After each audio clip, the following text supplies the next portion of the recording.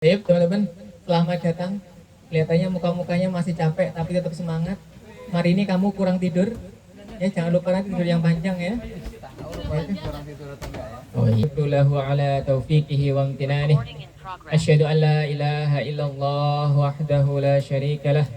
Wa asyhadu anna Muhammadan abduhu wa rasuluhu da'iyan ila ridwanih. Allahumma salli wa sallim alaihi wa ala alihi wa ashabihi wa ikhwanih. Amma ba'du, teman-teman semua yang dirahmati oleh Allah Subhanahu wa taala. Alhamdulillahirabbil alamin. Segala puji bagi Allah Subhanahu wa taala yang memberikan kita begitu banyak kenikmatan-kenikmatan. Terutama kenikmatan yang Allah berikan kepada kita pada sore hari ini, kita kedatangan seorang ahli ilmu. Masya Allah ya. Kita semua udah kenal ya, Ustadz Satera Sudaryoso. Hafizahullah, semoga Allah jaga beliau dan keluarganya. Alhamdulillah, kita syukuri beliau sudah hadir di hadapan kita untuk sharing, untuk berbagi tentang apa yang sudah beliau pelajari, tentunya dengan tulisan-tulisan beliau. Dan semoga ini menjadi amal solih kita di bulan yang penuh berkah ini. Amin ya robbal alamin. Salawat berta salam, mari selalu kita haturkan, kita ucapkan, kita lantunkan kepada Qudwah kita, pemimpin kita Rasulullah Muhammad sallallahu alaihi wasallam. Dan juga kepada keluarga beliau, para sahabat beliau, para keluarga beliau dan orang-orang yang senantiasa mengikuti beliau sampai hari kiamat. Dan semoga kita yang di sini, yang bermajelis di sini, termasuk umat beliau yang datang ke sini karena mengikuti beliau, ya. Karena kebiasaan Nabi SAW adalah bermajelis ilmu. Dan kita ke sini datang untuk benar-benar menimba ilmu dengan Ustadz yang mulia ini, Insya Allah. Ya, nanti teman-teman tidak usah sungkan, kita kupas habis beliau karena ini Insya Allah sampai nanti subuh Ustadz ya. Sampai subuh gitu ya kan. Kita bisa ngobrol banyak karena beliau ini Masya Allah teman-teman. Prestasinya luar biasa, penulis buku, tenaga ahli, dosen, dan kabarnya beliau tadi cerita punya pesantren. Luar biasa. Apa Ustaz? Yang penting amalnya besar Ustaz, ya kan? Jadi ini kesempatan luar biasa bagi kita semua teman-teman untuk kita lebih mengenal beliau, menimba ilmu dari beliau, dan jangan sungkan jika ada pertanyaan ya. Yang pasti secara pertanian lada beliau lebih senior dari kita. Maka mungkin beliau kali ini akan mengupas ya masa depan lada, terus etika berkebun ya, tentang ekologi dan bagaimana Islam melihat itu semua. Masya Allah, ini menjadi hal yang menarik, yang pastinya membuat kita tertrigger untuk bertanya. Karena memang gaya orang filsafat itu membuat keraguan-raguan gitu ya kan. Ya kan yang tadi dapat bocoran, beliau itu dulu kuliahnya UIN di jurusan filsafat. Maka kalau Anda kesini makin ragu dan mencari ilmu, misalkan dikasih keraguan tentang lada gitu. Hah? Udah bener berarti kalau ragu ya? Oh enggak lah, beda lagi kan. Jadi diawali keraguan agar mencari gitu ya. Diawali keraguan agar mau mencari kebenaran. Masya Allah, nanti silahkan teman-teman, ini forum santai ya. Jadi tidak seserius yang di brosur atau apa, tidak. Ini juga beliau ingin sharing dengan adik-adik beliau karena beliau di sini paling tua di antara kita gitu ya. Saya kira paling tua, saya tuh di sini paling tua soalnya. Ternyata kedatangan Ustadz Satera ini abang saya, ya. Semoga jadi abang beneran Ustadz ya, Insya Allah. Oke, jadi teman-teman mungkin itu saja pembukaan dari saya. Kurang lebihnya saya mohon maaf. Mungkin untuk beberapa rundown acara ini saya sampaikan secara umum saja. Insya Allah kita kajian dengan beliau itu sampai menjelang maghrib, nanti kurang lebih sekitar 15 menit sebelum maghrib kita persiapan iftar. Setelah iftar langsung kita sholat berjamaah bersama. Setelah itu kita makan bersama bareng-bareng ya sambil ngobrol sampai isya. Setelah isya kita sholat berjamaah, lanjut sholat tarawih. Nah, baru sesi kedua dengan beliau. Mungkin lebih santai gitu ya. Pokoknya malam ini full kita ambil ilmu dari beliau, kita mencari sumber yang paling bersih insya Allah. Begitu teman-teman. Dan khusus untuk para akhwat ya, karena kami ini mabit sebetulnya sampai subuh gitu. Untuk akhwat karena kita belum ada tempat ya, jadi jam 10 nanti boleh meninggalkan lokasi. Dan insya Allah subuh ada inspirasi pagi ya dari saya. Monggo kalau mau datang boleh sahur bersama di sini juga dipersilahkan. Namun kalau tidak itu sunnah hukumnya gitu ya. Oke, mungkin itu dari saya, dan selalu saya menyampaikan ke teman-teman semua, kalau kita berada di saung soklat, kita self service ya. Jadi nanti setelah makan, alat makannya kita cuci bareng-bareng gitu ya. Khusus untuk Ustadz Satera dan Abang Mancul nanti saya yang nyuci ya, insya Allah. Jangan khawatir gitu ya. Insya Allah. Mungkin itu teman-teman. Monggo agar tidak waktunya terpotong panjang karena saya banyak kalam memang ya. Langsung waktu dan tempat saya persilahkan. Kalau ya tafadhol masykur.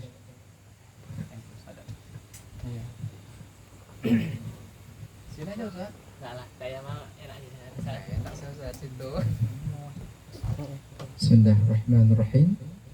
Assalamualaikum warahmatullahi wabarakatuh. Waalaikumsalam warahmatullahi wabarakatuh. Alhamdulillahi bi ni'matihi tatimmus shalihat.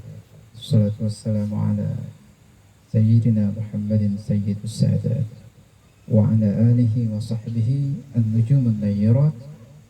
Allahumma salli ala sayyidil mursalin wa ala alihi at-tahirin man tabi'ahum bi ihsanin ila yaumiddin. Amma ba'd.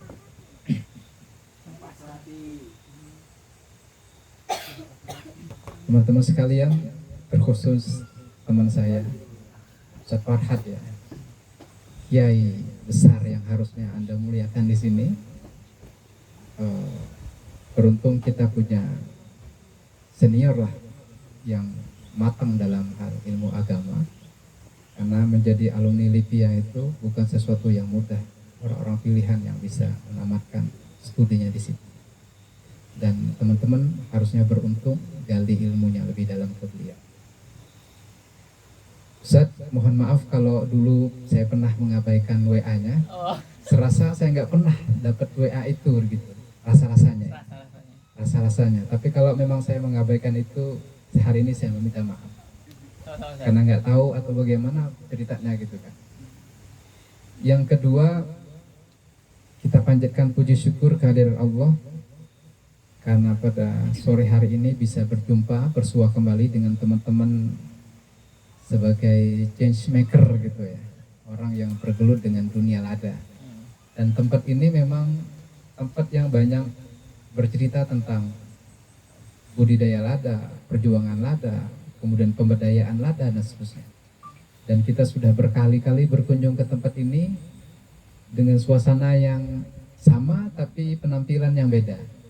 Kalau dulu masih subur-subur gitu kan, lada yang di depan ini sekarang karena sudah menua, jadi sudah menyesuaikan diri begitu. Yang ketiga, kita sampaikan terima kasih ke teman-teman yang sudah mau ambil bagian dalam kegiatan ini. Kita pun tidak terlalu paham kegiatan ini itu bentuknya apa gitu, tujuannya apa, kemudian juga bahasan utamanya apa.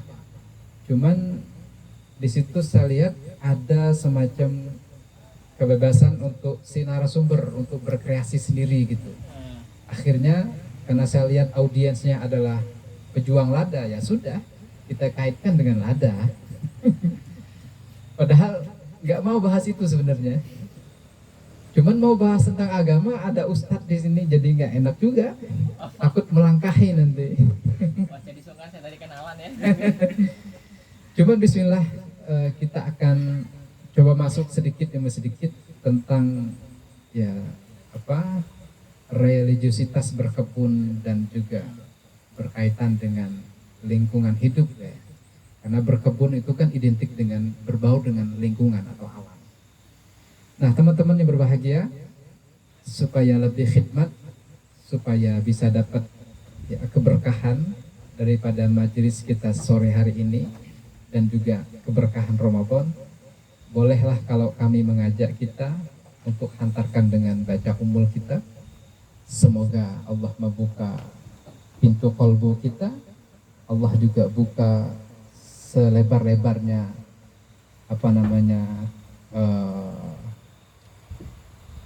akal dan otak kita untuk bisa menampung ilmunya Allah. Dan karena itu sebagai keberkahan dan tanda syukur pula kita kepada guru-guru kita yang sudah ngajarin kita, kepada orang tua kita yang sudah melahirkan kita, kepada Nabi Sallallahu Alaihi Wasallam kita sampaikan surah Fatihah. Al-Fatihah.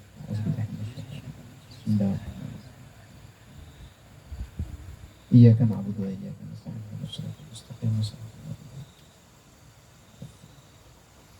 Oke teman-teman, masih puasa ya? Seger tuh lah deket, tinggal megang aja tuh, langsung buka. Kalau yang seger ditanya puasa enggak gitu. Kayaknya suram semua ini Ustaz. Oh. Karena kurang tidur gitu ya. Karena ngurusin petani mungkin jadi wajahnya agak capek, lelah gitu. Tapi mudah-mudahan lelahnya diganti dengan lillah gitu ya, kata bahasa teman-teman milenial sekarang. Lelahnya harus dengan lillah. Oke kawan-kawan.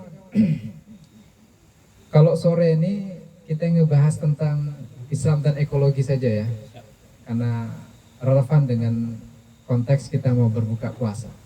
Ntar malam baru kita bahas tentang masalah perladaannya, masa depan lada dan konsep religius di balik berkebunnya itu. Nah, kaitan dengan persoalan Islam dan ekologi, mohon izin Ustaz, kebetulan memang konsentrasi kita memang di situ. Jadi saat dulu menempuh studi S2, di situ kita basic ilmunya di Islamic Studies, cuman lebih mengambil konsentrasi dalam bidang Islam dan ekologinya gitu. Yang masuk juga ke ranah ekosofi Islam lah kayak gitu ya. Jadi filsafat Islamnya berkaitan dengan teori-teori ekologi Islam. Nah dari situ kemudian ketertarikan kita kepada Islam dan ekologi semakin menambah hasrat kita untuk bisa menggali lebih dalam. Karena ternyata teman-teman, para filsuf, para sufi kita yang gede-gede itu, sebenarnya mereka itu ya jadi tokoh besar yang memang banyak memperkenalkan bahwa lingkungan, alam semesta itu sebenarnya bagian integral dari diri kita sendiri. Jadi berbaur, berharmoni dengan lingkungan atau alam, yaitu sama halnya dengan kita mendekatkan diri kepada Allah, kan kayak gitu. Bahwasanya dalam banyak ayat yang Allah firmankan dalam kitab suci, di balik itu semua sebenarnya sama halnya dengan kita tengah mengkaji firman Allah yang ia tebar dalam alam semesta gitu. Jadi ada firman yang bersifat qauliyah, ada firman yang bersifat kauniyah. Nah, apa yang Allah firmankan dalam qauliyahnya itu yang kemudian termaktub dalam kitab suci, yang kemudian firman Allah dalam bentuk hamparan-hamparan yang kita saksikan hari ini itu sebenarnya firmannya yang lain dalam bentuk tanda-tanda kekuasaan Allah. Oleh sebab itu kita sering mendengar ayat A'udzubillahi minasyaitonirrajim, inna fi dzalika laayatin, dan seterusnya. Sesungguhnya di balik semua itu kan banyak tuh, di balik penciptaan alam semesta, di balik peredaran siang dan malam, pergantian waktu dan seterusnya laayatin, selalu disebut laayatin. Di situ ada tanda-tanda. Kata Sir Muhammad Iqbal itu disebutlah sebagai medan kreativitas Tuhan. Kata Syed Hussein Nasr, di situ disebutlah dengan istilah Vestigaidai gitu ya. Jadi di balik semua itu ada tanda-tanda kekuasaan Allah. Jadi di balik meja ada kekuasaan Allah, di balik kebun ada tanda-tanda kekuasaan Allah, di balik semua fenomena yang ada di sekitar kita ada tanda-tanda kekuasaan Allah. Jadi tinggal bagaimana kita mau menggali firman Allah tadi itu yang kita saksikan, yang berinteraksi dengan kita. Ya tinggal merubah perspektif saja. Perspektif yang kita rubah. Dalam bahasa tulisan-tulisan yang sering kita lihat, merubah cara pandang atau paradigma atau world view gitu kan. Itu saja sebenarnya. Karena cara pandang barat terhadap alam, terhadap lingkungan berbeda dengan cara pandang orang Islam. Kalau Barat, karena memang pengaruh Renaissance, pengaruh materialisme, pengaruh spirit antroposentrisme, bahwa manusia sebagai pusat, bahwa manusia punya kedikdayaan untuk menaklukkan dan menundukkan alam, ya pasti pandangannya ya alam, lingkungan, benda-benda yaitu harus kita kuasai, harus kita manfaatkan, harus kita kuras demi kebaikan, kemaslahatan, atau bahkan demi memperturunkan nafsu manusia. Kan begitu cara pandang Barat. Sehingga perlakuannya tidak pure etik, tidaklah ramah lingkungan bahasa kita hari ini, tidak sesuai dengan tuntunan dan panduan dalam agama, gitu kan. Maka dari itu, ketika terjadi kerusakan lingkungan yang luar biasa, gitu kan, kerusakan yang luar biasa, muncullah kemudian pemikir-pemikir Barat yang sudah sadar secara ekologi, sadar secara etika berlingkungan. Maka kita banyak kenal misalnya dalam perspektif deep ekologi, di situ ada Aldo Lippert, ada Arnold Schweitzer dan lain-lain, dan ekolog-ekolog yang lain.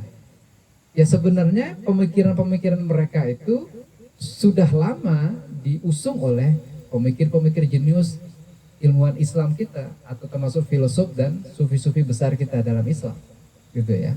Cuman belakangan muncullah beberapa teori-teori ekologi yang dikemukakan oleh pemikir-pemikir Barat kontemporer.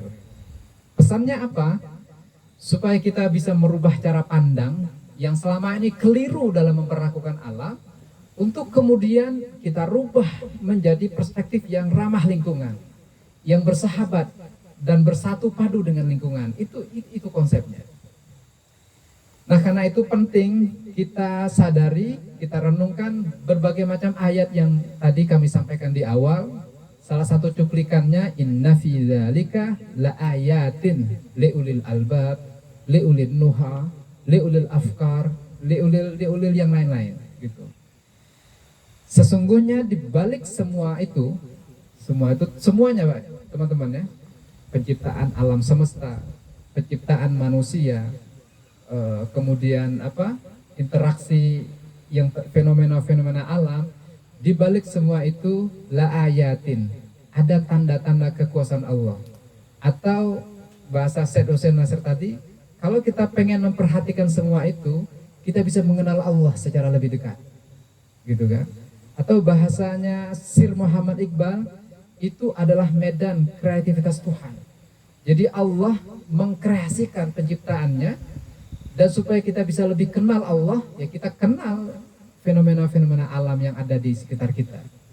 Jadi teman-teman yang menggelutin dengan dunia lada sebenarnya, itu juga bagian dari pemenuhan sunnatullah, bahwa kita tengah menguak rahasia-rahasia kebesaran Allah di balik lada yang kita gelutin. Ada yang bergelut dengan dunia kompos. Mana nih yang ahli kompos ini? Sebenarnya di situ kita tengah menguak ilmunya Allah. Bahwa di balik serangkaian dunia kompos itu kan ada banyak makhluk hidup di situ yang kita perlakukan dengan baik, gitu kan. Bukan dibunuh kan? Bro ya, bukan dibunuh kan? Diapain itu? Ditumbuhkan gitu ya. Dipersatukan, diperkawinkan gitu ya, secara kimiawi atau apalah, saya nggak paham. Teman-teman yang ahli kompos ini yang ngerti. Di situ ada konsep menumbuhkan, mempertautkan, mengkombinasikan gitu kan. Dan itu semua adalah af'alullah, sifat dan perbuatan Allah. Jadi dulu pernah saya sampaikan dalam Sade Hotel apa kemarin? Sol Marina ya. Kita berkebun, bertani, berbudidaya lada itu kan meniru sifat Allah dan af'alnya. Apa sifatnya? Perbuatannya yang menumbuhkan. Tapi sebenarnya bukan kita yang menumbuhkan, kita itu hanya sebagai mediator saja. Allah yang menumbuhkan, gitu kan. Kita hanya sekedar menautkan saja supaya tanaman tadi itu bisa tumbuh secara maksimal, dengan dibantu oleh makhluk-makhluk yang lain, varian-varian yang lain. Kita itu cuma ngawininnya saja, mendekatkan dia, yang kemudian terjadinya proses kawin ya karena Allah yang menentukan begitu. Sehingga ketika dia tumbuh, kemudian berkembang menjadi ideal, itu kan semuanya karena tangan-tangannya Allah. Jadi tugas kita itu sekedar sebagai mediator.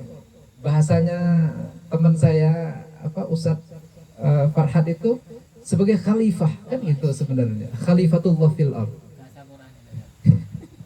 Ya, bahasa Qur'annya khalifah fil ard. Jadi khalifah itu perannya sebagai pemelihara, pengayom gitu kan, yang ngerawat, yang mengkondisikan secara ideal semua yang ada di tengah-tengah lingkungan kita. Kita yang menata kelolanya secara baik dan ideal sesuai dengan ketentuan sunatullah. Itu saja peran kita. Kalau bahasa filsafatnya Ustaz, bahasa di dalam buku saya, buku tesis saya cari-cari tesis itu kemana ya? Sudah terbit sih, sudah diterbitkan tahun 2000 berapa dulu. Saya cari-cari kemana nggak ketemu-temu ya. Mungkin dipinjam sama mahasiswa nggak dibalikin. Jadi bahasa khalifatullah itu ya sebagai bahasa saya ya, kita itu porsinya sebagai saudara kosmik tertua. Gitu ya, di antara makhluk hidup yang lain. Jadi dalam tradisi filsafat itu ada 3 kerajaan besar kehidupan alam semesta di bumi gitu ya. Pertama itu kerajaan muwalladat. Jadi ada istilah al-muwalladat yang dilahirkan atau yang terlahir. Di situ ada 3 kerajaan besar, 3 kingdom kata Syed Hussein Nasr. Yang pertama yang paling rendah levelnya adalah level mineral, kerajaan mineral, mineral kingdom. Mineral kingdom itu mulai dari minyak-minyak sampai ke puncaknya adalah dunia bebatuan. Ya, bebatuannya bagus-bagus itu loh. Ada yang batu giok, ada yang kemudian emas, perak, sampai kemudian apa tuh yang liontin yang bagus-bagus itu? Mutiara. Berlian. Nah itu bahas dalam tradisi filsafat. Saya ngutip filosof Ikhwan Nusafa Ustaz, abad ke 9-10 kalau nggak salah. Mereka bilang puncak tertinggi dalam kerajaan mineral itu ditempati oleh bebatuan-bebatuan yang dia memanifestasikan diri, nama-nama dan sifat Allah secara paripurna. Makanya kita mengenal ada yang namanya berlian, ada emas, ada perak, dan seterusnya. Sebenarnya itu adalah puncak manifestasi mereka dalam rangka meniru sifat-sifat Allah yang maha indah, yang maha mulia, yang maha bercahaya, yang maha terang, yang maha menarik pandangan gitu kan. Jadi mereka meniru sifat Allah yang tadi itu. Nah level terendahnya ditempati ya tadi kayak minyak, solar yang bau-bau itu ya, batu bara segala macam itu kan, yang jelek-jelek rupa begitu. Nah level-level makhluk hidup yang dunia mineral ya terus berevolusi secara materi, secara fisik, sampai kemudian evolusi tertingginya berada pada level-level kayak tadi yang kristal, yang tadi yang bebatuannya bagus, ada yang berlian segala macam. Nah barulah kemudian muwaladat berikutnya ditempati oleh animal kingdoms. Bukan animal kingdom, tetapi ini kerajaan tumbuh-tumbuhan. Gitu ya, kerajaan tumbuh-tumbuhan. Sampai kemudian level terbawah di kerajaan dunia tumbuh-tumbuhan itu ditempati oleh dia masih ada hubungan kayak dunia mineral tadi, gitu ya. Masih ada perhubungan secara genetik dengan dunia mineral. Yang kemudian di level tertingginya dihuni oleh tumbuh-tumbuhan yang juga sudah memiliki sifat-sifat seperti binatang, kayak kurma gitu. Sudah punya biseksual dia gitu ya. Kurma itu kan biseksual. Jadi dia kalau dipotong batangnya, dia mati, dia nggak bisa tumbuh seperti tumbuhan yang seperti biasa. Tumbuh-tumbuhan biasa kan kalau dipotong dahannya, batangnya kan dia masih tumbuh tuh. Kalau kurma nggak bisa, dia mati. Dia sudah kayak manusia, sudah kayak hewan. Hewan kalau sudah dipenggal kepalanya sudah nggak bisa muncul lagi kan, sudah nggak bisa tumbuh lagi. Jadi sampai seperti itu kata Ikhwan Nusafa.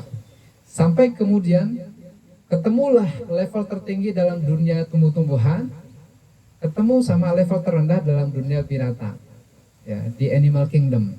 Itulah yang kemudian seperti kayak ulat-ulat belatung gitu kan. Itu kan level terendah dalam dunia hewan. Mereka masih punya unsur-unsur dominan pada tumbuh-tumbuhan. Belatung itu dia muncul dari mana? Ulat belulat dari bangkai-bangkai tumbuh-tumbuhan kan. Artinya apa? Secara fisik mereka masih dominan seperti halnya tumbuh-tumbuhan karena berasal dari tumbuh-tumbuhan. Cuman mereka sudah statusnya sebagai binatang, animal. Sampai kemudian puncak tertingginya ada binatang-binatang yang sudah sama seperti manusia. Secara fisik sama seperti manusia. Nah, ada juga binatang yang sudah secara dia juga sudah punya kecerdasan, pengenalan. Seperti halnya misalnya kayak gajah. Mereka punya pengenalan yang tajam tuh terhadap manusia. Jadi kita yang baik ke dia masih ingat nih. Gitu kan? Termasuk juga binatang-binatang yang lain yang dia sudah mulai punya kecerdasan seperti halnya manusia. Terus begitu evolusi dalam konteks dunia Islam gitu ya. Cuman tidak seperti halnya evolusi barat yang mengatakan bahwa manusia itu tercipta dari kera, enggak, bukan begitu konsepnya. Jadi konsep evolusi Islam itu dia hanya punya sekadar ada kesamaan tertentu. Baik itu secara fisiologis ataupun secara psikis dan juga fisik gitu ya. Untuk kemudian tidak bisa kita katakan bahwa evolusi terdasar daripada manusia itu ada pada dunia kera, enggak gitu kan. Hanya kita punya semacam ya karakter-karakter kehewanan. Manusia kan punya karakter hewan kan, tabiat hewan yang melekat dalam diri kita. Yang suka marah-marah, yang beringas gitu kan. Yang apa lagi? Yang beranak pinak, itu kan sangat animal sekali. Sangat binatang sekali. Cuman pada diri manusia dia punya karakter yang dominan juga pada diri malaikat. Ya, jadi secara rohani kita punya kualitas yang ada pada diri malaikat. Bahkan bisa lebih mengungguli malaikat kalau mau kita asah rohani kita secara lebih intens dan secara lebih ideal. Jadi oleh sebab itu saya mau bilang bahwa menurut para filsuf dan para sufi kita, sebenarnya ya proses penciptaan dari alam mineral sampai kemudian alam binatang dan manusia ada keterpautan satu sama lain yang tidak terputus gitu. Nah, oleh sebab itu jangan kita merasa bahwa kita paling segala-galanya dibanding binatang-binatang, tumbuh-tumbuhan dan hewan-hewan tadi itu. Disitulah relevannya konsep khalifah fil ardh. Bahwa kita itu sebagai saudara tertua. Jadi konsep khalifah fil ardh dalam tesis saya itu ya kita ini sebagai saudara paling tua yang senior, tugasnya mengayomi adik-adik kosmik kita itu. Jadi kita itu sesama saudara kosmik dengan mineral, tumbuh-tumbuhan, dengan hewan. Ya, saudara kosmik. Makanya buku saya itu namanya Etika Keseimbangan Kosmis. Gitu ya, Etika Keseimbangan Kosmik. Menempatkan makhluk hidup yang lain itu sebagai saudara. Ya, kalau perlakuan sama saudara, ya begitulah mestinya kita sama mereka. Ya kadang-kadang tengkar ya hal yang biasa, gitu kan. Kadang-kadang merajuk biasa. Misalnya kadang-kadang kita memperlakukan lingkungan nih secara tidak etik, ya mungkin itu kelalaian kita. Kita lagi tak sadar diri bahwa kita itu sebagai kakak kosmik tertua. Aneh ya, baru dengar kali ini ya. Itu temuan saya. Saya mengistilahkan saudara kosmik tertua. Itu sejalan dengan ayat khalifatun fil ardh. Jadi khalifah itu namanya adalah saudara tertua. Ya namanya saudara dia harus ngayomin adik-adiknya. Dia harus jaga, dia harus rawat, dia harus kondisikan adik-adiknya supaya bisa berdaya, supaya bisa survive. Kan itu khalifah. Tugas khalifah itu kan ngatur muka bumi ini secara ideal. Ngatur bumi itu supaya bisa ditumbuhi oleh tumbuh-tumbuhan, supaya tumbuh-tumbuhan dan pohon itu bisa menghasilkan aneka buah-buahan begitu, supaya juga bisa dimakan oleh binatang dan hewan-hewan yang lain, supaya menghasilkan oksigen yang ideal. Kan kita tugasnya di situ, perannya. Kalau kita nggak mampu jadi khalifah, ya kayak sekarang, bumi kita gali, kita habisin gitu kan, habitat-habitat yang ada di situ. Sungai-sungai yang dulu yang gede-gede kan sekarang habis tuh, dihajar sama alat-alat berat gitu ya, habitatnya hancur di situ. Tidak cukup di situ kita gali isi perutnya, kita hancurin, kita bongkar isi perutnya gitu kan. Yang namanya perut sudah terbongkar, yang keluar adalah ya kimia-kimia yang jorok-jorok itu, yang sudah hancur dulu. Yang namanya isi perut yang sudah keluar. Itu ya. Nah, harusnya kan kita tata ulang kembali itu. Itulah khalifah. Jadi konsep khalifah fil ardh sejalan dengan pemikiran para filsuf tadi, bahwa kita boleh-boleh saja kalau kita mau mengkonsumsi mereka, boleh secara etik.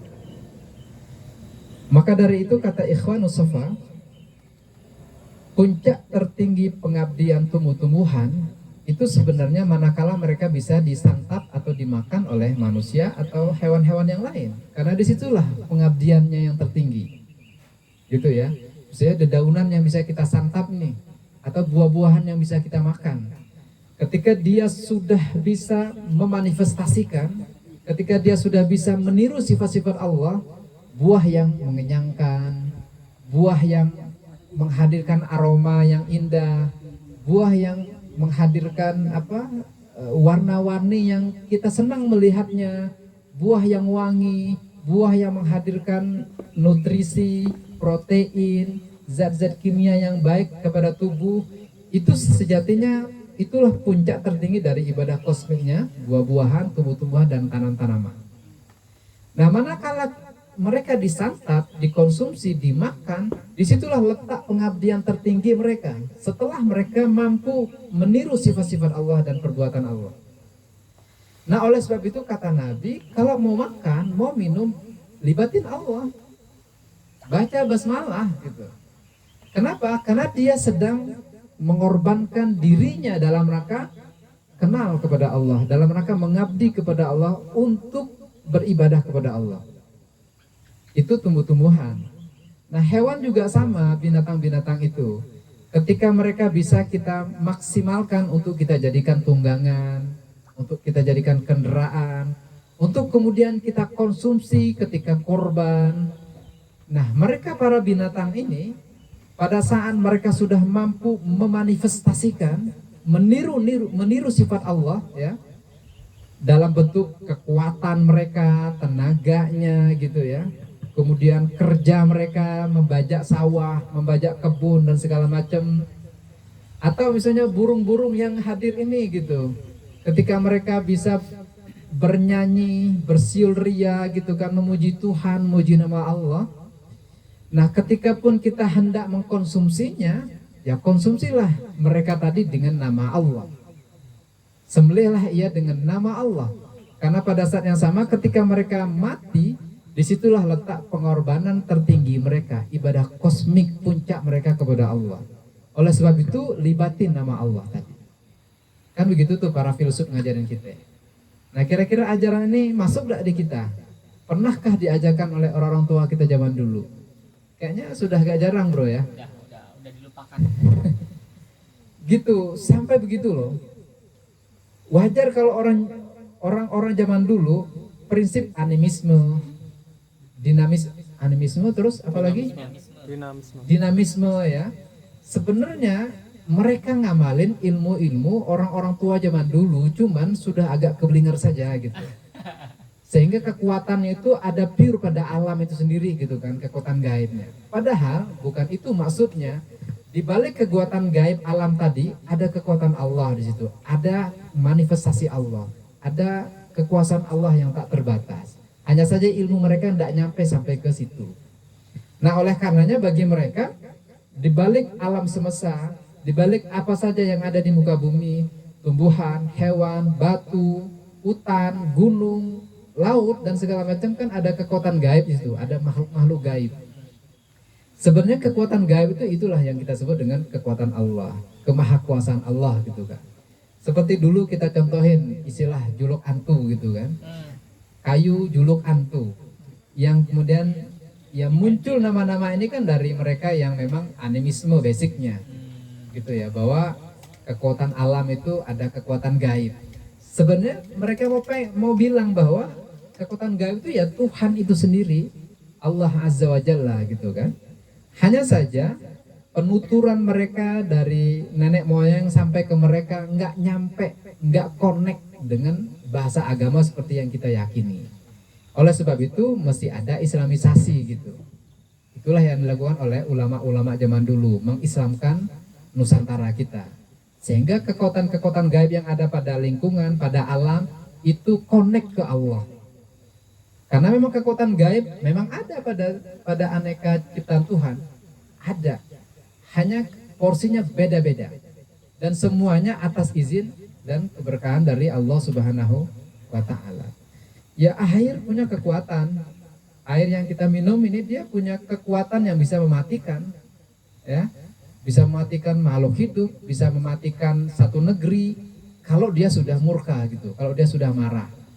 Terjadilah banjir bandang, tsunami, segala macam gitu kan. Nah sama, hutan juga sama, dia punya kekuatan untuk bisa mematikan makhluk hidup yang ada di sekitarnya. Ketika hutan sudah ngamuk, misalnya kekuatan hutan sudah ngamuk, terjadilah longsor gitu kan. Sehingga longsor bebatuan-bebatuan itu bisa menghantam pemukiman dan segala macam. Nah sebenarnya kekuatan-kekuatan gaib itu nama lainnya adalah kekuatan daripada Allah Subhanahu wa taala. Hanya bagi mereka yang animisme, dinamisme menganggap itu adalah kekuatan yang secara intrinsik ada pada alam atau pada makhluk hidup. Nah oleh sebab itu teman-teman, ajaran-ajaran nenek moyang ini dalam konteks dunia berkebun kita perlu kita suarakan kembali. Sejalan juga dengan kerusakan lingkungan hidup yang sudah dominan hari ini. Saya pernah nulis dalam salah satu cuplikan mengutip Profesor Emil Salim sebagai sosok yang memang concern dalam bidang lingkungan hidup, pernah menjadi Menteri Lingkungan Hidup Indonesia. Beliau bilang Bangka Belitung kalau tidak diurus dengan baik, kalau tidak mampu kita ini menjadi khalifah, ya bahasa kita khalifah tadi itu ya, kalau kita tidak mampu memerankan diri sebagai khalifah, sebagai pengayom, sebagai pengatur lingkungan, sebagai yang ngatur tata kelola alam dan sekitar kita itu, ya Babel bisa jadi negeri antah berantah yang tidak bernama nanti, karena kerusakan ekologinya yang luar biasa parah gitu kan. Ya syukurlah ke depan lingkungan dan ekologi kita semakin membaik dengan semakin tidak semakin ya isu-isu pertimbangan sudah mulai agak lesu gitu kan hari ini. Cuman juga yang jadi soal adalah pembebasan lahan untuk kebun sawit juga lumayan dominan hari ini. Sehingga hutan-hutan yang ada juga dibabat gila-gilaan untuk perkebunan kelapa sawit. Padahal kita nggak punya basic berkebun sawit yang ideal gitu, yang diwariskan oleh nenek moyang kita gitu kan. Kebun sawit itu kan Pak baru tahun 80-an kalau nggak salah. Saya masih SD dulu mulai kebun sawit di Bangka Belitung. Ya boleh kita berkebun sawit, cuman jangan gila-gilaan gitu. Jangan berlebihan sampai semua hutan kita garap hanya untuk berkebun sawit. Atau misalnya kalau konteks sekarang silahkan berkebun sawit, cuma tetap juga tanam lada gitu. Gitu kan? Jadi berkebun sawit ditumpang sarikan dengan lada. Ladanya yang menjadi pokok, sawitnya sebagai perkebunan yang memang jangka panjang sebagai tumpang sari daripada kebun lada kita.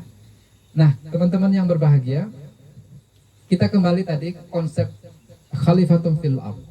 Jadi kalau kita nggak mampu memerankan peran sebagai khalifah, ya hancur lulu lantahlah bumi kita. Dan kehancuran bumi itu sudah mulai kentara hari ini. Pandemi sudah terjadi gitu. Kemudian kondisi cuaca tidak menentu gitu ya. Kemudian global warming sudah terjadi di mana-mana. terakhir kemarin kita mendengar ada istilah apa tuh, cuaca ekstrim, apa namanya? Ya, El Nino. Bencana El Nino gitu kan sudah terjadi. Ya memang dunia sekarang harus muncul orang-orang yang concern dalam bidang bahwa dia harus lebih bersatu dengan alam dan lingkungan. Sudah harus kembali ke situ. Karena kondisi lingkungan kita yang sudah tidak ideal, maka tugas kita sebagai khalifah harus berusaha keras mengembalikan lingkungan itu sebagaimana halnya dia sedia kala.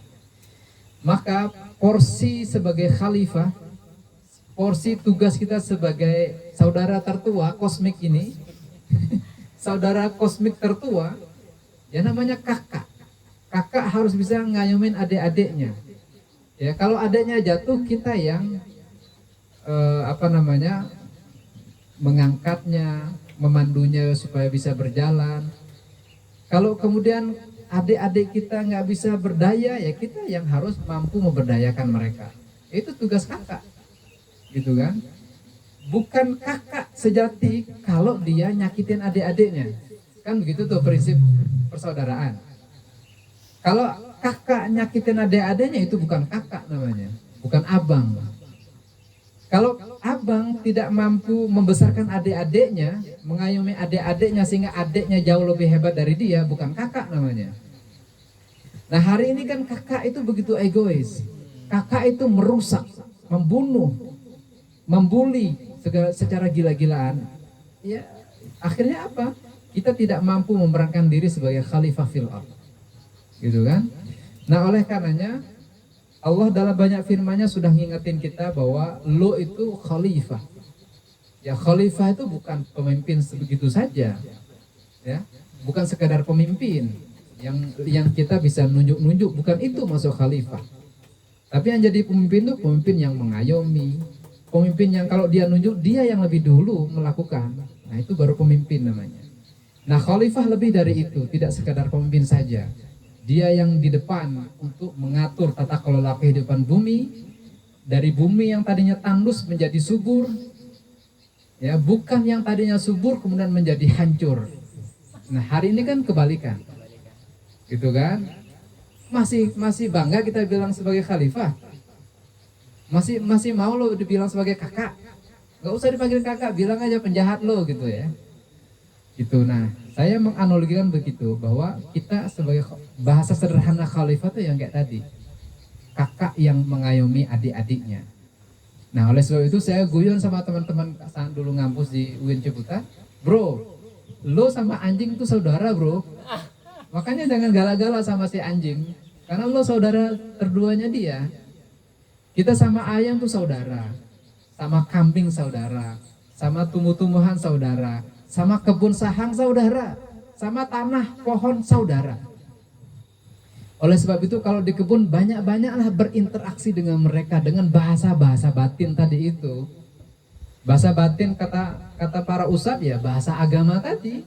Kalau masuk kebun sampaikan salam kepada tanam tumbuhan kita. Ajak mereka ngobrol. Saya sering sampaikan penelitian Profesor Masaru Emoto dalam bukunya The Power of Water, bahwa ada 2 sampel air yang diperlakukan secara berbeda. Yang satu diperlakukan positif, sampai kata-kata yang baik, air yang menyehatkan, air yang bagus, air yang indah, air yang mantap, pokoknya kalimat-kalimat yang baik lah. Dan yang lain ada sampel air yang dimaki-maki, air jelek, air kotor, air comberan, terus menerus. Kemudian 2 sampel ini diteliti di laboratorium, ditengoklah pakai mikroskop oleh tim ahli. Kedua sampel ini menunjukkan fenomena yang berbeda. Air yang disampaikan kalimat-kalimat baik, dia membentuk praktikal materi ketika difoto kayak penampakan kristal yang sangat indah dan beraturan. Sedangkan air yang dicaci maki dia membentuk yang praktikal materi yang tak karu-karuan. Apa akhirnya kesimpulannya bahwa air ketika diperlakukan secara berbeda, dia akan merespon sesuai dengan respon kita. Kalau positif dia akan merespon lebih baik, kalau negatif dia pun akan merespon secara negatif. Apa maksudnya? Ya ajak ngobrol apa saja. Kita nih kalau ngobrolnya enak, kita pun akan welcome ya. Baru datang udah ngomong, jelek loh, Gimana coba respon orang terhadap kita? Langsung ilfil gitu kan. Nah begitulah manusia. Nah lingkungan alam semesta juga sama. Bahwa mereka itu tidak mati. Bahwa mereka bukan benda mati. Teori-teori fisika modern kan bilang bahwa ini ada benda mati, benda hidup kan gitu kan. Itu keliru dalam perspektif Islam, bahkan dalam perspektif dunia sekarang seperti Fritjof Capra, seperti misalnya David Bohm gitu kan, seperti Aldo Lippert dan lain-lain, bahwa benda-benda yang ada ya tidak mati. Termasuk juga filsuf dari Barat, saya lupa namanya, udah lama nggak bergelut dengan itu ya, karena bergelutnya dengan pasal-pasal dan undang-undang nih ceritanya. Bahwa lagi-lagi makhluk hidup bukan saja terdiri, bukan klasifikasinya tidak tepat makhluk hidup, makhluk mati, enggak. Bahwa semuanya itu sebenarnya hidup. Jadi saya kutip misalnya penuturan Fethullah Gulen, seorang ilmuwan dari Turki ya. Beliau bilang bahwa di balik inti atom ada nukleus dan proton, gitu kan. Ini secara fisika atau apa nih ya? Ilmu apa nih? Harus komentari Om Hatam. Fisika ya? Fisika. Di balik inti atom ada proton dan nukleus. Dan neuron. Nah, dan terdiri dari di balik-baliknya lagi ada neuron. Dan di balik-baliknya lagi ada partikel-partikel lain namanya, saya nggak ngerti apa namanya. Nah, semua partikel-partikel tadi dia bergerak secara konstan dan dinamis dengan kecepatan tertentu, gitu kan? Itu bahkan partikel terkecil loh. Ini meja ini kan ada partikel atom di dalamnya. Di balik atom ada nukleus, di balik nukleus ada tadi partikel-partikel kecil yang lain. Dan partikel kecil-kecil itu bergerak secara konstan dan dinamis dengan kecepatan tertentu. Apa maksudnya? Bahwa benda mati yang kita pandang mati itu dia sebenarnya bergerak terus-menerus. Dan gerak itu dalam bahasa filsafat gerak menuju Allah. Karena Allah sebagai al-muharrik la yataharrak. Al-muharrikul ladzi la yataharrak. Bahasanya ustadz kita ini ya. Penggerak yang tidak bergerak. Jadi semua makhluk hidup itu bergerak. Dan siklus gerak itu secara dinamis. Ada yang siklusnya geraknya melingkar. Seperti halnya tata surya bergerak, beredar mengitari matahari. Dan semua begitu. Manusia juga sama. Dari unsur tanah, unsur tumbuh-tumbuhan, menjadilah sperma. Kemudian ketika bertemu sama sel indotelur, menjadilah zigot gitu kan. Menjadilah kemudian embrio terus menerus jadi bayi kemudian jadi remaja jadi dewasa menjadi tua terus menjadi mati, balik lagi ke tanah, terus menerus begitu siklus kehidupan. Beredar, mengitari. Apa sih yang diitari? Apa sih yang diedari? Ya Allah zat yang maha bergerak tapi tak bergerak. Allah yang menggerakkan yang dia sendiri tak bergerak. Jadi kita kembali ke tadi, makhluk yang kita bilang mati, benda mati, sebenarnya mereka bergerak dengan kecepatan tertentu. Dan karena itulah mereka itu disebut hidup. Punya ruh, gitu kan? Punya kehidupan. Punya unsur-unsur taoismenya dalam istilah Tao, gitu kan? Bahwa semuanya adalah hidup menuju penyempurnaannya. Nah karena itu jangankan benda yang mati, benda yang hidup kayak tanaman, pohon, binatang, segala macam itu perlakukanlah mereka dengan ideal. Ajak ngobrol, ajak diskusi bila perlu. Ajak ngobrolnya kita maksudnya bisa saja hantarkan dengan baca Fatihah, dengan salam, dengan sholawatan, dengan zikir gitu kan. Karena mereka akan sangat respon dengan apa yang kita tuturkan kepada mereka. Dulu orang tua kita ketika memperlakukan pohon atau tanaman, mereka ajak ngobrol. Mangga, lo kalau nggak berbuah, gue tebang lo ya. Gue udah pupuk lo, gue udah rawat lo. gue udah anggap lo sebagai anak sendiri, lo kalau nggak berbuah juga, nggak ngasih hasil ke tuan lo ini, gue tebang lo. Berbuah, gitu kan? Apa maksudnya? Ya ajak ngobrol, ajak diskusi. Jadi berkebun itu bukan mematikan unsur-unsur yang ada di dalamnya, tapi juga menumbuhkan, menghidupkan semua mekanisme habitat yang ada di sekitaran tanaman atau tumbuh-tumbuhan kita itu. Nah, ini spirit berlingkungan hidup yang ramah lingkungan. Kenapa? Karena kita tadi bahasa filsafatnya bahwa kita bersaudara, bahasa tasawufnya bahwa kita ini adalah satu kesatuan kosmik dengan mereka. Gitu ya. Bahasa Tuwaimingnya kita itu adalah the universal brotherhood tadi ya, persaudaraan universal. Bahasa yang lainnya adalah the unity all of things, gitu ya, the unity all of things, kesatu paduan dalam keragaman yang ada gitu, kira-kira begitulah maksudnya ya. Atau dalam bahasa Ibnu Arabinya wahdatul wujud, gitu ya, bahwa kita ini sebenarnya satu kesatuan dengan semua tatanan yang ada di dalam bumi, dalam makhluk hidup. Dan kita ini tercipta dari satu sumber yang sama. Hanya saja penampakannya beda. Dan penampakan kita yang berbeda ini bergantung kesiapan rohani kita. Gitu. Kalau tumbuh-tumbuhan, penampakan paripurna dia ketika dia bisa menghasilkan oksigen yang ideal bagi selainnya, ketika dia bisa berbuah secara ideal dan dimakan oleh selain dirinya, itu pencapaian rohani tertinggi bagi tumbuh-tumbuhan. Nah, kalau hewan, ketika dia bisa menghasilkan beranak pinak kemudian dinikmati oleh tuannya, ketika dia bisa menghasilkan susu yang segar, ketika dia bisa dinikmati telurnya atau apa saja yang berasal dari hewan atau binatang, bahkan pada puncaknya ketika dia mengorbankan dirinya supaya manusia bisa mengkonsumsinya dengan menyebut nama Allah, itu ibadah kosmik. Lagi-lagi kita kembali ke ibadah kosmik.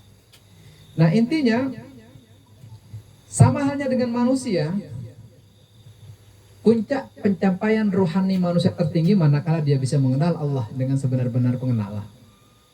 Dan itu dibuktikannya dengan ibadah mahdhah yang ditunaikan. Tahu ibadah mahdhah ya?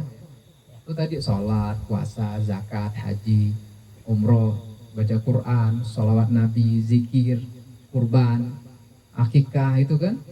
Nah, manakala kita mampu menunaikan itu dengan kesadaran penuh bahwa kita dari Allah, untuk Allah, demi Allah, karena Allah, disitulah kemudian puncak pencapaian rohani kita yang tinggi di mata Allah. Manakala kita mengenal Allah dengan pengenalan yang sebaik-baiknya. Dan ini dalam dunia rohani disebut ya ma'rifatullah, ya. Kemudian ya itu dalam dunia tasawuf banyak istilah-istilah yang beda-beda masing-masing. Cuman namanya beda, substansinya sebenarnya sama ke Allah, lagi-lagi ke Allah. Nah, karena itu teman-teman, ini udah jam berapa nih?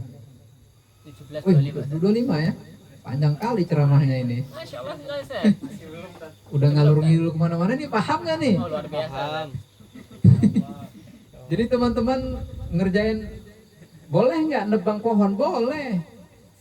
Manakala pohonnya memang harus dirapiin, yang kayak gini kan, kita ngerapiin itu. Itulah porsi kakak yang benar tadi, porsi khalifah tadi, mengatur tata kelolanya secara baik supaya dia juga bisa hidup baik gitu. Kalau banyak dahannya kan juga jadi boros, jadi nggak maksimal juga pertumbuhan si tanaman, gitu ya. Nih kalau terlalu banyak cabang, pokok batangnya kan menjadi nggak pas nanti. Harusnya dia membesar di pokok batangnya, oleh karena banyak cabang-cabang, akhirnya dia harus berbagi banyak gitu. Nah, tugas kakak kosmik, saudara kosmik, ya nata itu, ngatur itu supaya porsinya ideal, gitu. Begitu pula dengan hewan atau binatang. Terus-menerus begitulah tugas kita sebagai saudara tertua secara kosmik ini. Cuman jangan mentang-mentang kita bilang, lo saudara sama anjing, terus lo lus-lusan sama anjing gitu kan. Ngelus anjing boleh? Boleh nggak Ustaz? Boleh. boleh ya.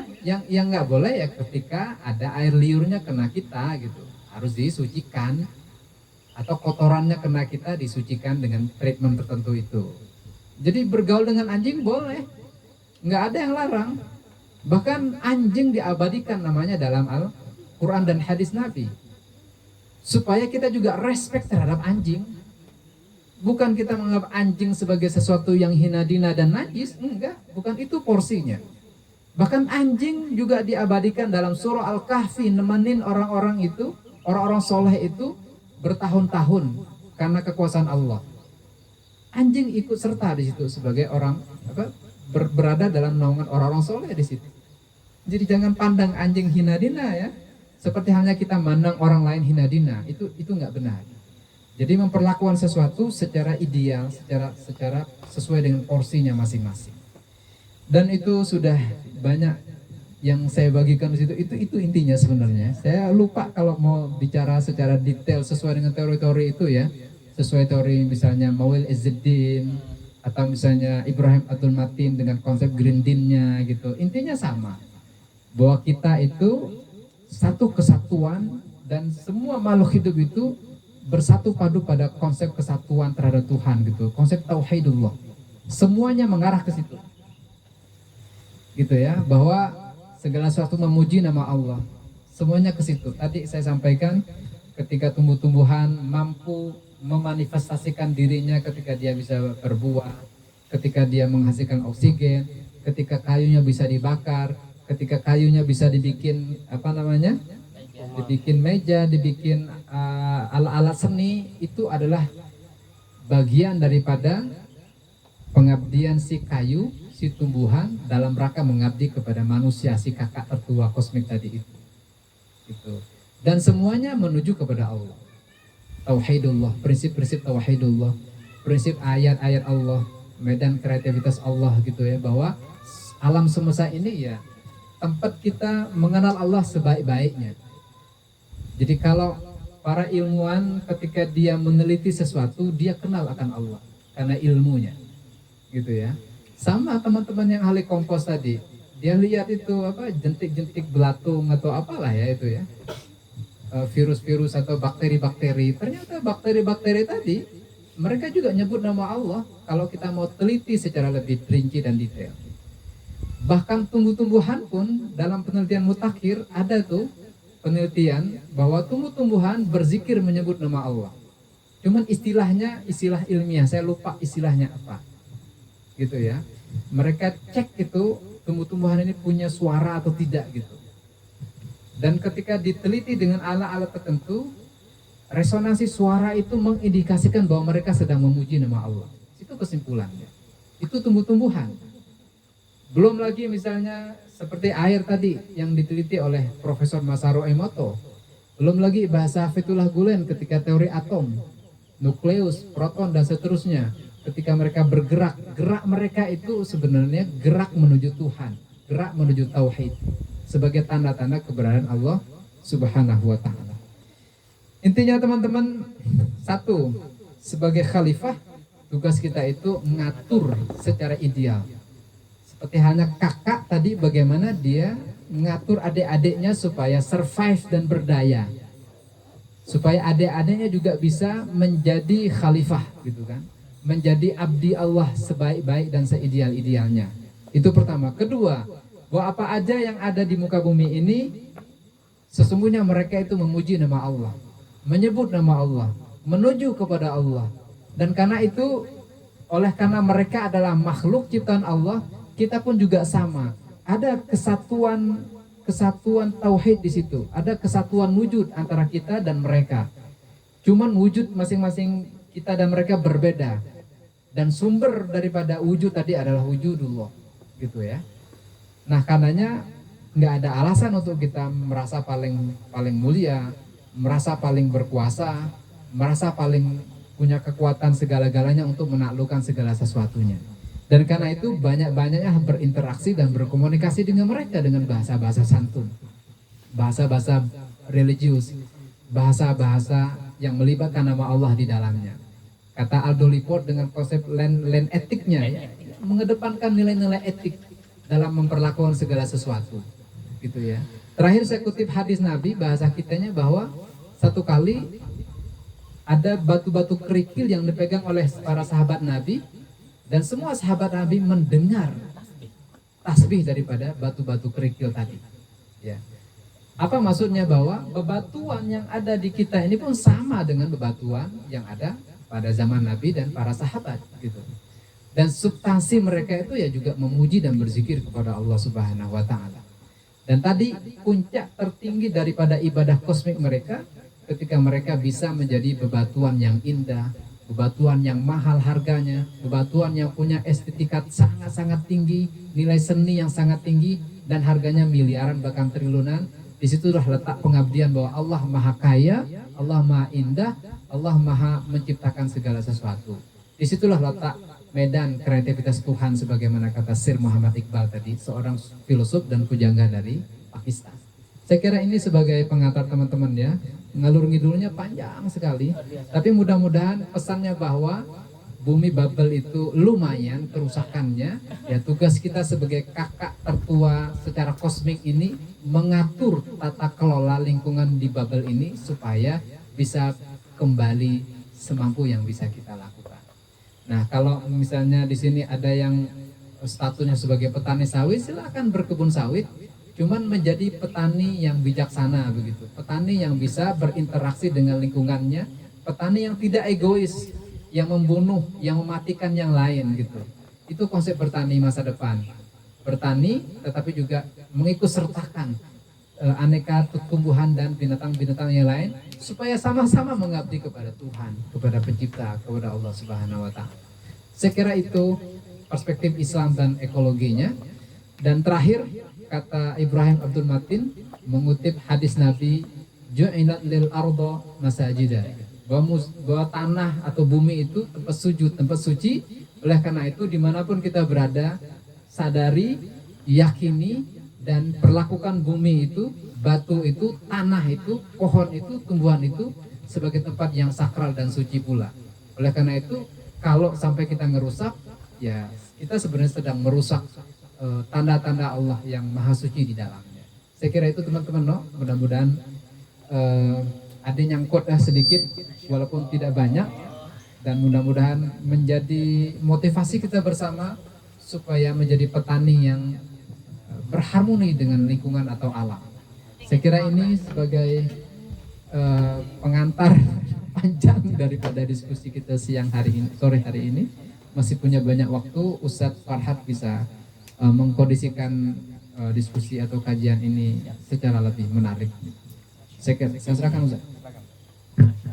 Ini yang bertanya dapat surprise ini enggak Ustaz? Surprise. Belum ada yang punya kan?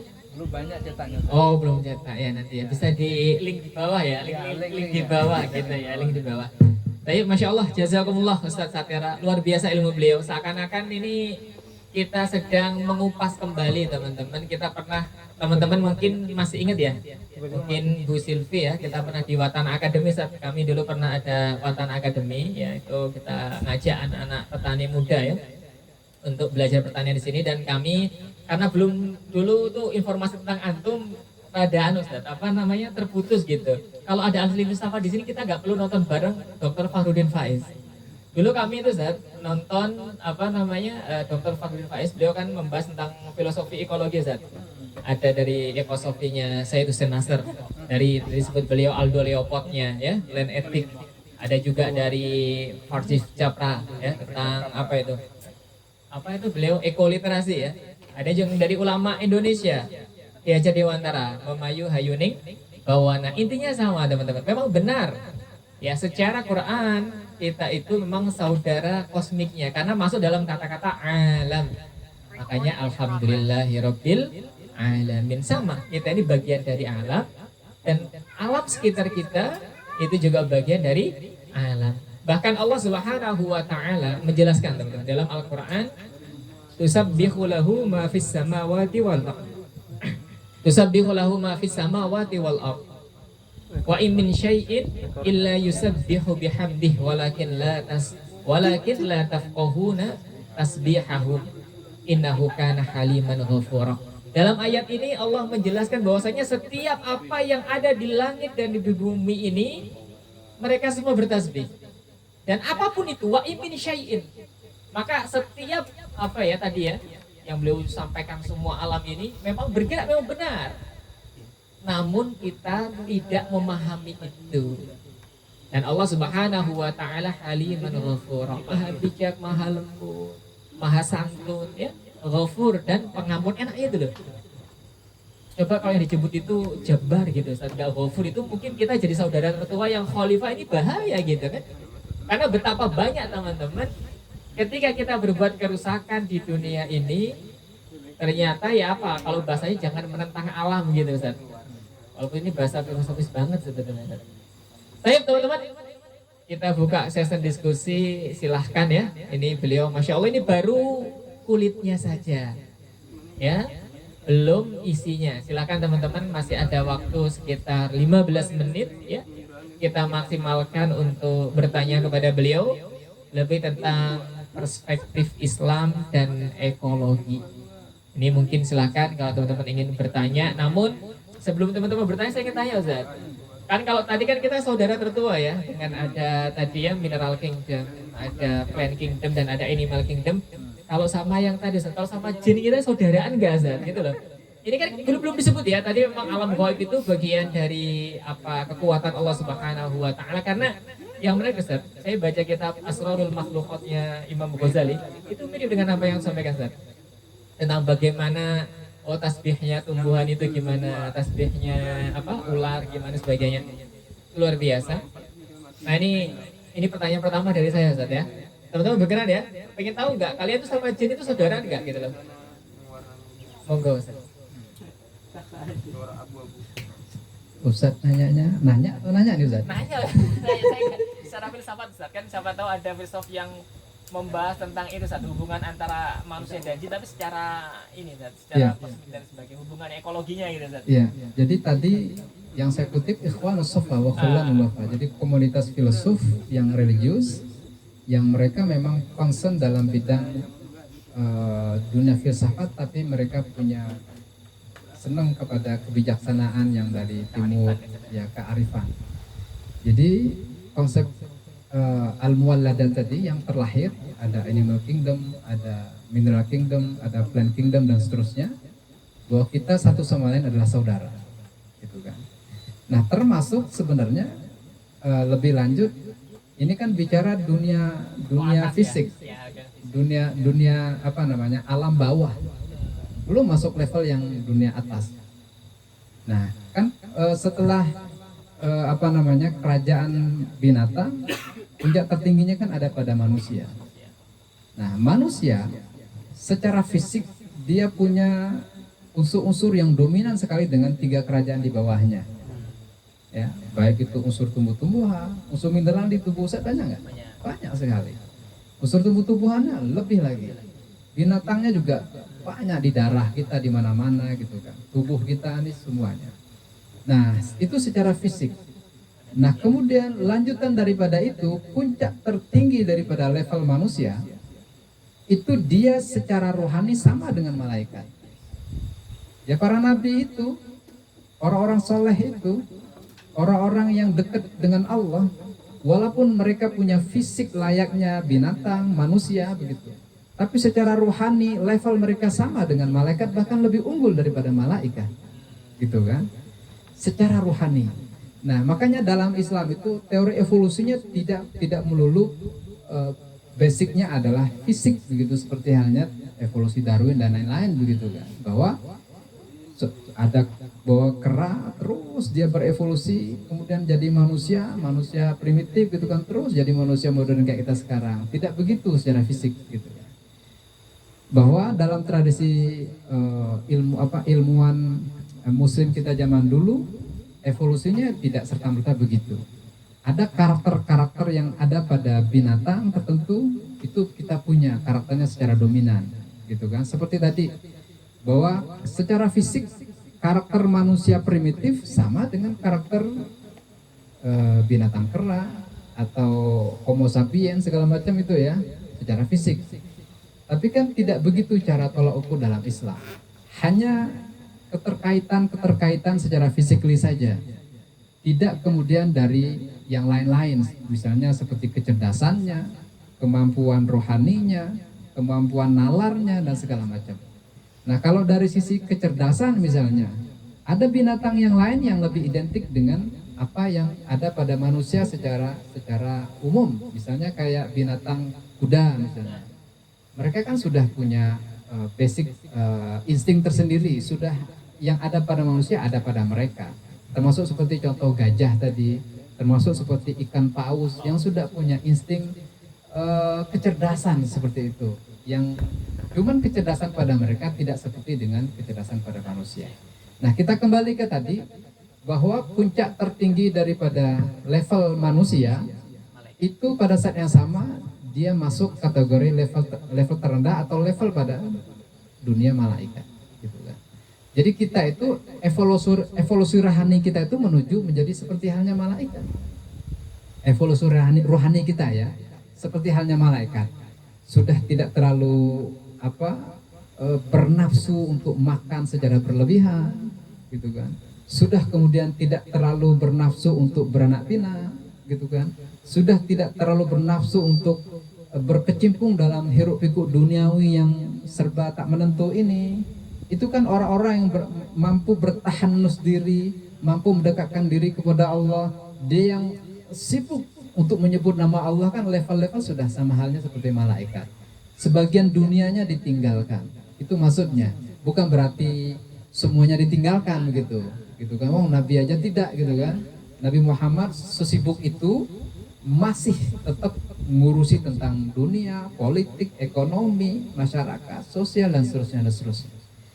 Yang mau saya katakan bahwa kita punya level di situ. Lantas di mana letak jin, syaitan tadi itu kan?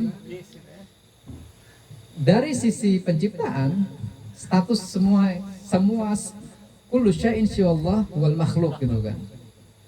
Jadi segala sesuatu selain Allah itu namanya makhluk. Nah, yang namanya makhluk tetap ada keterhubungannya satu sama lain. Cuman apakah kita saudara atau tidak? Saudara secara rohani, gitu kan? Saudara sesama ciptaan, kan namanya persaudaraan kan banyak saja. Jadi ada persaudaraan kosmik saya sebut tadi. Lain halnya dengan misalnya dunia jin, dunia lain. Saya tidak menyebutnya sebagai saudara sesama kosmik, gitu ya. Karena dunia mereka sudah berbeda dengan dunia fisik kita, gitu kan. Cuman mereka dipandang sebagai saudara sesama ciptaan, gitu kan. Saudara sesama makhluk. Maka ajak dialog juga dengan mereka. Ajak berkawan, gitu kan. Berkawannya dengan mereka ya dengan zikrullah. Dengan zikrullah, Ustaz. Libatkan Allah dalam keseluruhan kehidupan rohani kita. Makanya kemudian bagi Nabi Sulaiman, bangsa jin itu adalah ya kayak teman-teman aja, gitu kan. Kenapa? Karena levelnya Nabi Sulaiman ya memang dia punya kekuatan untuk menundukkan alam semesta, untuk menundukin bangsa jin dan lain sebagainya. Ya menjadi temannya para jin baik gitu ya, berkawan aja, bukan berkawan dalam artian ngobrol kerasukan dan segala macam, bukan begitu maksudnya. Jadi menjadikan mereka sebagai sahabat atau teman dengan zikrullah tadi. Jadi orang kalau sudah menjadi ahli zikir, orang sudah dekat dengan Allah, ya jin-jin tadi itu tidak akan mampu mengganggu kita gitu. Justru mereka akan menjadi sahabat bagi kita, sahabat rohani kita, gitu ya. Mudah-mudahan begitu teman-teman ya.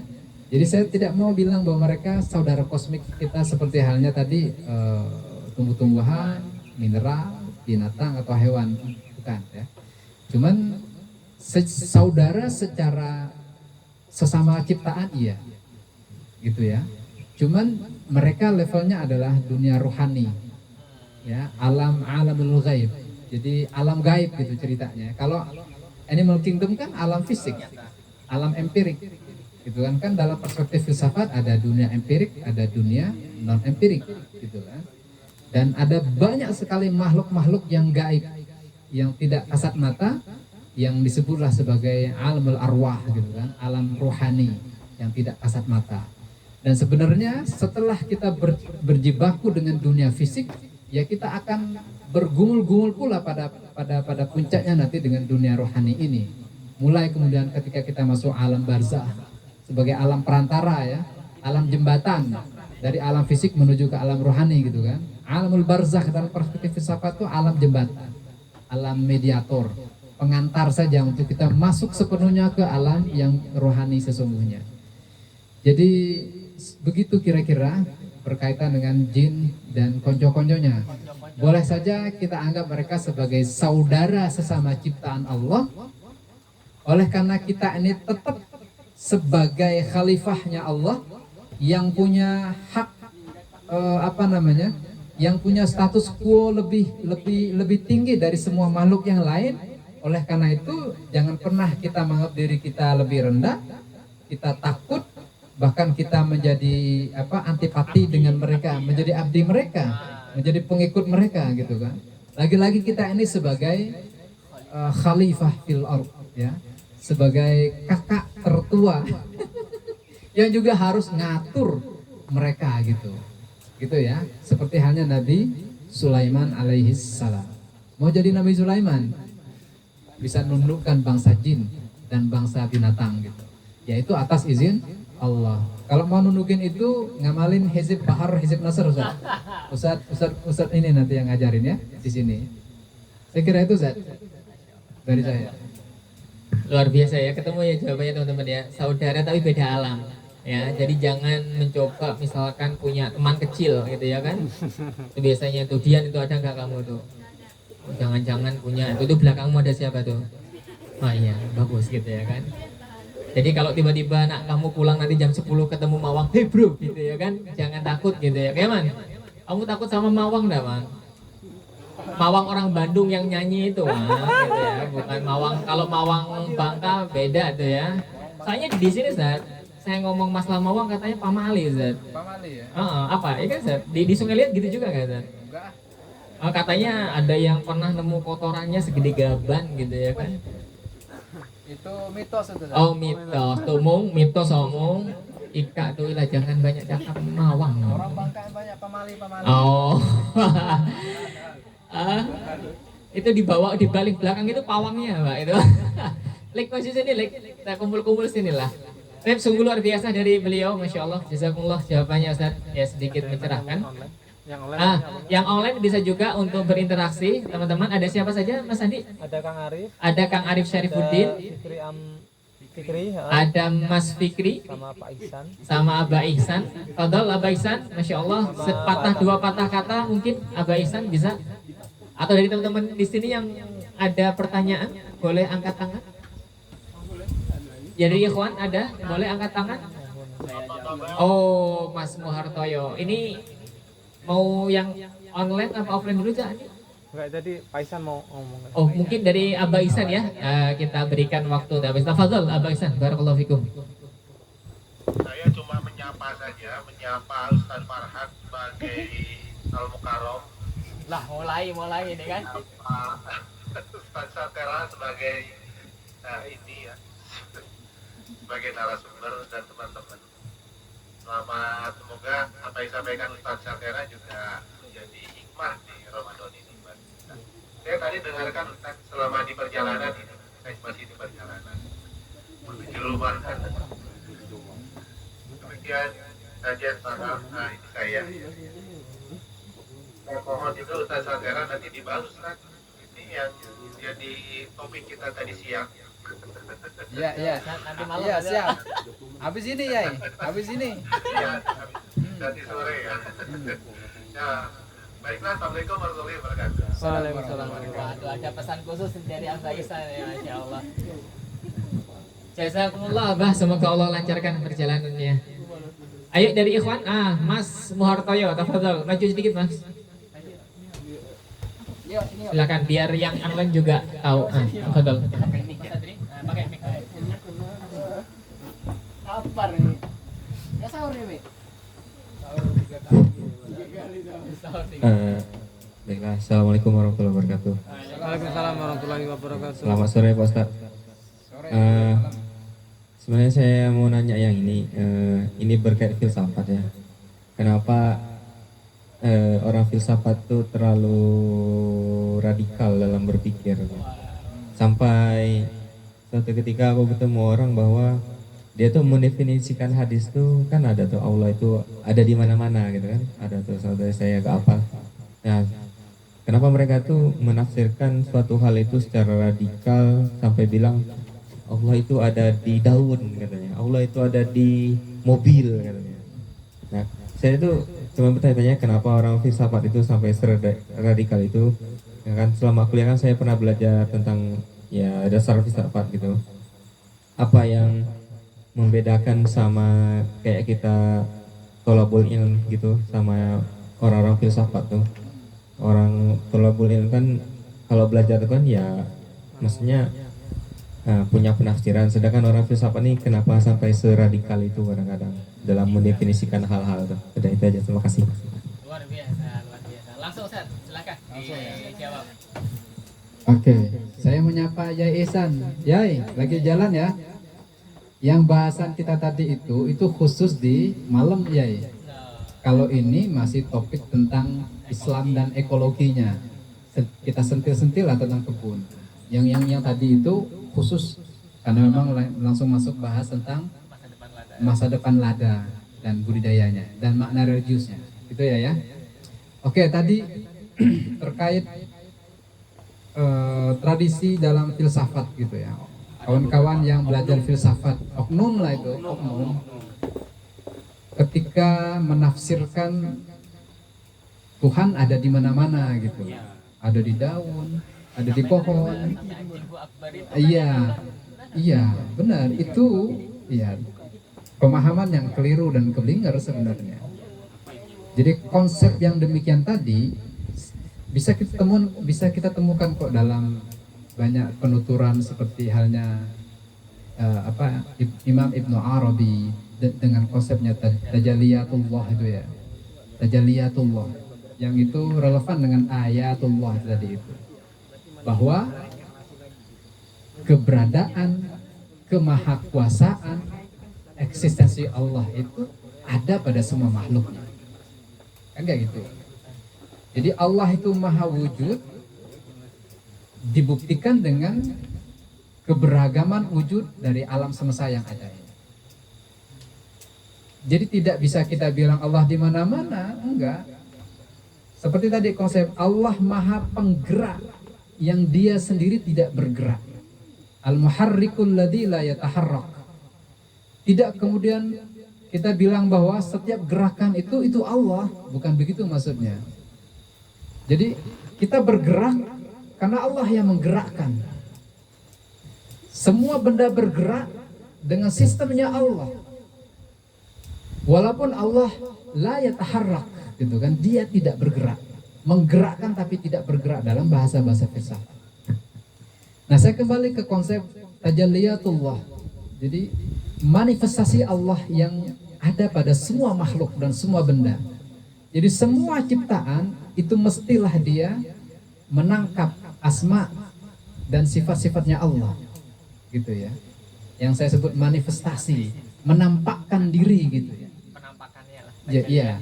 Ya seperti halnya matahari dan cahaya lampu gitu kan.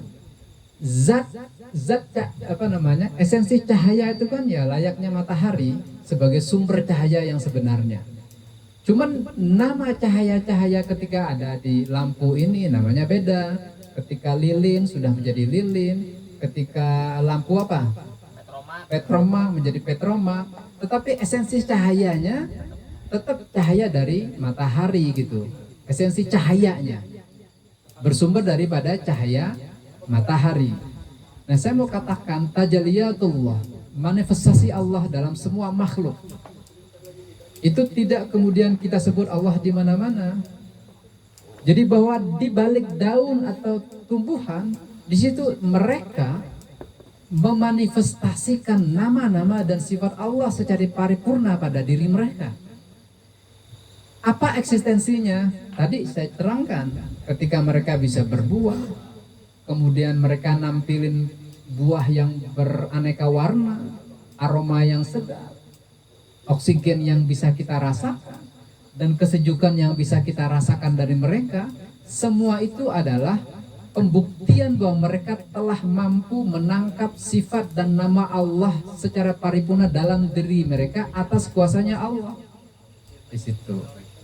Sebagaimana hanya hewan tadi, bahwa di balik penciptaan hewan, sifat dan karakter hewan, semua atas kuasanya Allah. Dan manakala mereka mampu mengabdikan dirinya kepada selain mereka, utamanya kepada khalifah fil ard tadi itu, ketika mereka bisa kita makan, kita konsumsi dengan namanya Allah, ketika mereka bisa mengabdi menjadi kendaraan gitu ya, ketika mereka bisa mengabdi untuk membajak lahan-lahan di kebun, di sawah kita, ketika mereka bisa mengabdi untuk menjaga kebun-kebun kita, rumah kita dari orang lain, dari hal-hal yang buruk, itu semua adalah pengejawantahan bahwa mereka telah mengabdi, meniru nama-nama dan sifatnya Allah. Jadi bukan dimaksudkan bahwa Allah ada di mana-mana, gitu ya. Allah maha besar untuk di mana-mana gitu, untuk ada di mana-mana. Gitu ya, maha besar Allah untuk berada di mana-mana, dan mana-mananya alam semesta itu nggak cukup untuk menampung zat besar Allah, karena Allah tidak bertempat, tidak berada pada arah tertentu dan apapun itu. Jadi betapa besarnya Allah, arah, tempat dan segala macam itu tidak mampu menampung zat Allah yang maha besar. Jadi tidak relevan kalau dibilang Allah ada di mana-mana. Allah ada dengan kemahabesarannya, Allah ada dengan kemahakuasaannya. Cukup bilang begitu.